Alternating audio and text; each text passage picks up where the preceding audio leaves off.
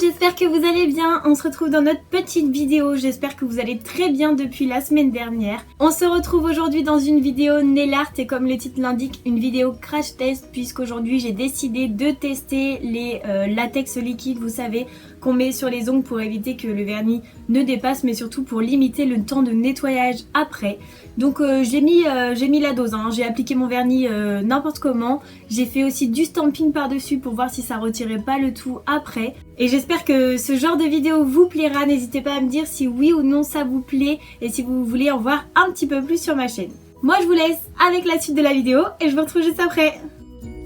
Alors comme toujours, je commence avec ma base, vous commencez à le savoir, vous commencez aussi à connaître cette base puisque je la teste sur le long terme et elle va permettre à mon ongle d'être protégé du vernis et à mon vernis de tenir plus longtemps par la suite. Voilà, vous connaissez le topo petit à petit, hein, vous savez que la base c'est la base et que c'est important. Une fois que c'est fait, je vous donne une petite astuce. Souvent on a envie de faire un accent nail et puis quand on est parti à mettre du vernis, on oublie toujours de le faire. Moi ça m'est déjà arrivé plusieurs fois et la petite astuce c'est de commencer par l'accent nail. Ici je vais mettre un vernis superbe de England qui est magnifique, tout plein de paillettes, il s'appelle Merlin et voilà, je vais le mettre en plusieurs couches petit à petit, mais à lui seul il suffit. Et si vous voulez, mettez une base peel-off en dessous et si vous voulez savoir comment retirer les paillettes, mettez un petit j'aime sur cette vidéo.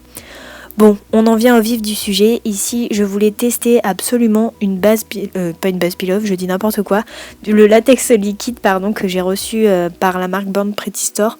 Mis à part le fait que je l'ai reçu par eux, j'avais jamais testé le latex liquide, on en voit partout, on en entend parler partout et je voulais me faire ma propre opinion dessus. Je sais pas si vous avez vu, mais j'ai appliqué ça voilà, très grossièrement et j'étais vraiment surprise puisque ça sèche très rapidement.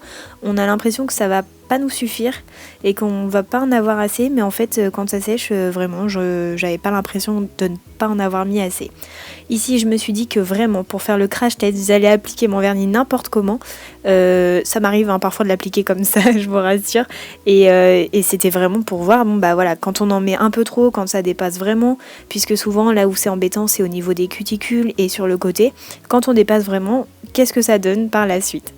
J'ai mis une bonne deuxième couche aussi pour voir, pour faire le crash test voilà, jusqu'au bout et voir ce que ça donne. Et j'ai commencé à changer de fond puisqu'après on va faire du stamping par-dessus tout ça. Et j'oublie pas mon petit Merlin que j'applique de temps en temps sur mon annulaire. En 3 couches, hein, il a été complètement couvrant. Pas de panique, on le fait en petite couche, ça facilitera le temps de séchage. Et là je m'arme de tout le matériel de stamping, c'est-à-dire la nouvelle plaque aussi de Born Pretty Store. Entre guillemets, j'ai un code promo pour vous dans la barre d'infos. Je prends aussi mon petit tampon jelly et un bon vernis noir, donc celui-ci est de chez Kiko, il convient parfaitement. Et j'ai choisi ce motif là, c'est les motifs un petit peu du moment hein, qu'on voit, très très moderne, un petit peu dans le mélange d'aztèque, mais à partir du moment où il y a des triangles de toute manière ça va être moderne. Alors les images vont parler d'elles-mêmes pour le stamping, je vous mets la petite fiche avec la toute première vidéo que j'ai fait sur la technique du stamping. On n'hésite pas à mettre quand même pas mal de couleurs sur la plaque, on racle bien et on met rapidement le tampon, le tout c'est de travailler rapidement, c'est ce qui va vous aider. Là j'avoue j'ai eu quelques petits soucis mais avec la caméra c'était difficile de bien positionner le tampon de façon à ce que vous le voyez et de façon à ce que je le vois aussi, c'est pour ça que sur l'index là c'était pas très droit et là il manque quelques traits pour le pouce mais rien de très grave hein.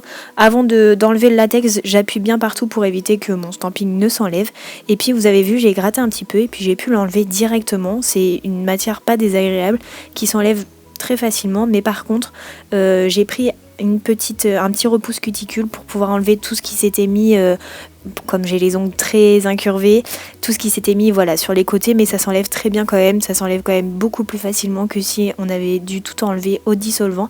Pas besoin de dissolvant pour cette vidéo et ça c'était trop bien.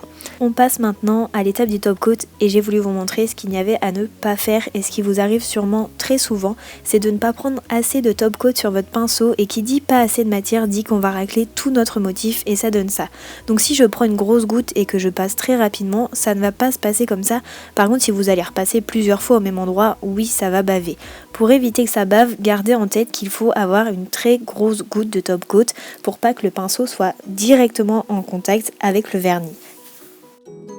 Et voilà, la vidéo est terminée, j'espère que les petits conseils vous auront plu, j'espère que vous saurez comment appliquer le latex liquide, j'espère que vous améliorez votre technique de stamping grâce à cette vidéo et j'espère aussi que vous comprendrez que le top coat est vraiment important. Ça fait 2 vidéos à la fin où je vous montre que c'est vraiment quelque chose de très important. Dans le premier crash test que je vous mets juste ici, on a vu que le top coat aussi faisait énormément puisqu'à la fin, je vous laisse aller la voir, mais à la fin elle a changé complètement l'effet miroir de la poudre.